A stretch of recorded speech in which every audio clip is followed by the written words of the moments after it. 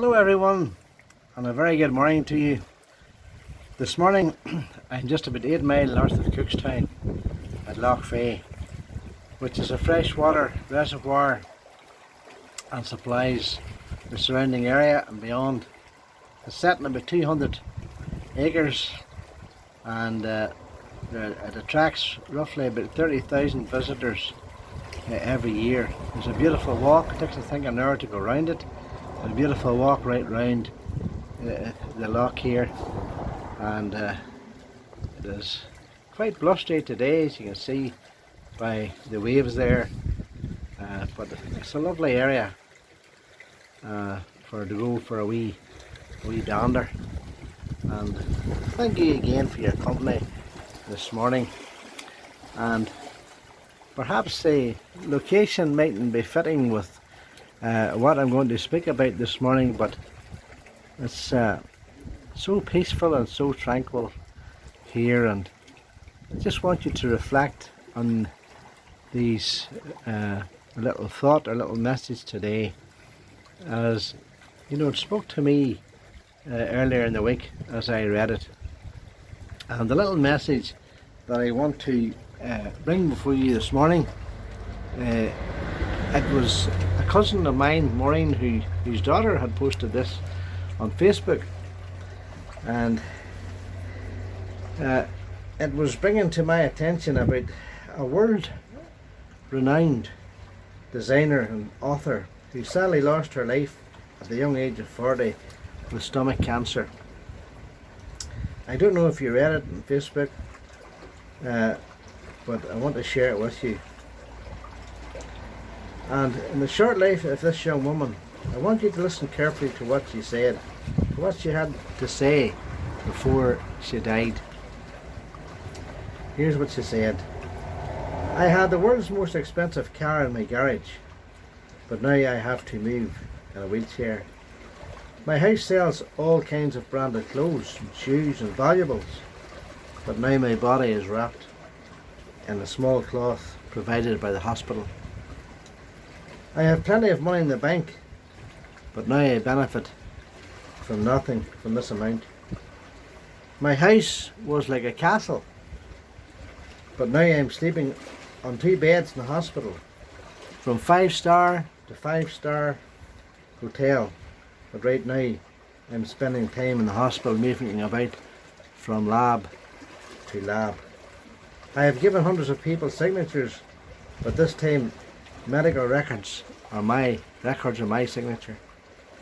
I have had 7 barbers to do my hair, but now I don't have a hair on my head. I've travelled in a private jet. I can fly anywhere, but now I need 2 aides to walk me to the hospital door. Although there are a lot of foods, now my diet is 2 tablets a day and a few drops of salt water at night. Listen, dear friend, there is only one thing she said was real. She said this house, this car, this plane, this furniture, this bank, too much reputation and fame, none of them serves me. There is nothing real in life except death. Death is something we don't like to mention or talk about, but the Bible makes it perfectly clear. It is an appointment we must make. Hebrews chapter 9 verse 27 tells us it is appointed unto man once to die. Why do we die? Again, we answer the question by turning to God's Word, our Bible. And Romans 5 and 12 tells us, wherefore as by one man sin entered into the world, and death by sin, and so death is passed upon all men, for that all have sinned. Romans 6 and 23 also tells us the wages or the payment for sin, or sin, is death. But you know, we read of the first death in the Bible where an animal was slain, and its skin was taken by God, and it was provided a covering because of Adam's sin. And God took the skin of that animal and he made coats of skin to cover Adam and his wife Eve. Genesis 3:21 tells us this, which points us to the sacrifice the Son of the Lord Jesus Christ made so we could have our sins cleansed. For his Son poured out his soul, his life's blood, and offering for sin, for your sin and mine, so we could be forgiven and made righteous. But getting back to our story, we mentioned there, as we review the life of this young woman, who could say she had absolutely everything in life when it came to the end of her life. She said in her own words, these things she had did not serve her.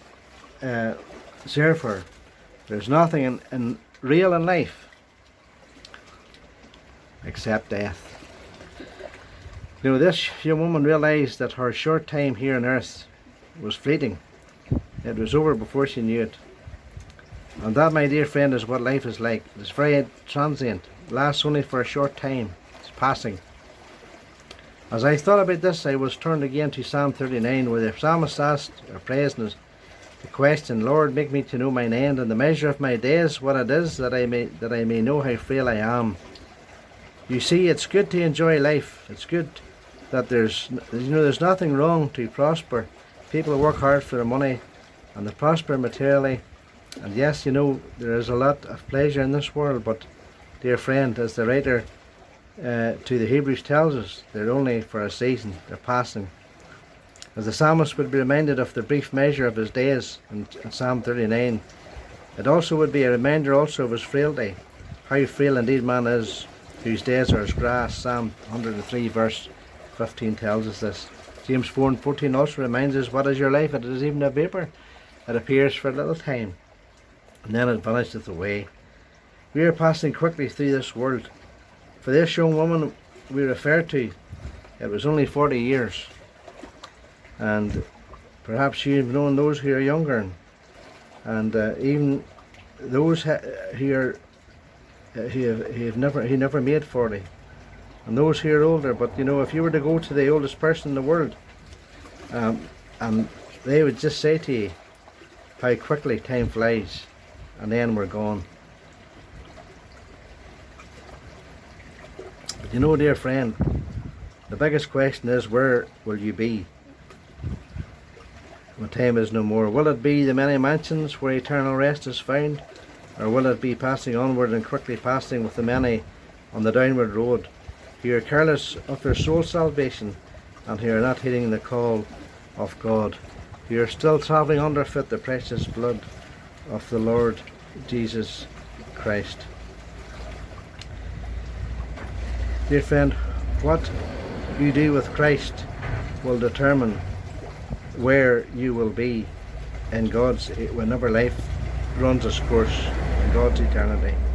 My prayer is today that while you still have time and when you still are able, trust Christ as your Saviour, believe in the Lord Jesus Christ, ask God to forgive you, and ask Him to save you. If you do, you will have nothing to fear when the time shall be no more. The temporal things of this life will have no more meaning. Rather, you will be able to say with the words of the hymn writer, I'd rather have Jesus than silver or gold. I'd rather be His than have riches untold. I'd rather have Jesus than houses or land. I'd rather be led by His nail-pierced hand than to be the king of a vast domain and be held in sin's dread sway. I'd rather have Jesus than anything this world affords today. Trust Him today and be ready, be saved. And when our end of time comes, we will be ready and we'll have nothing to fear. May God bless you this morning, and I do thank you for your attention again to your little message, and I trust that you will seriously stop this day and consider your latter end. May God bless you. Good morning.